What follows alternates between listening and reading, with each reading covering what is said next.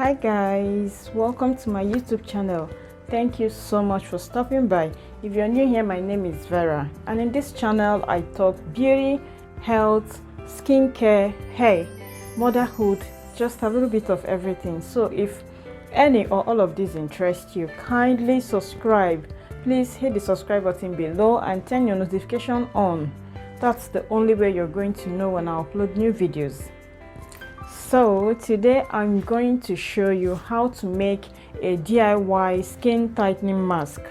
Why you need this mask, especially if you're 30 and above, is that it helps to lift your skin, smooth out fine lines and wrinkles, and give your complexion an all-over healthy glow.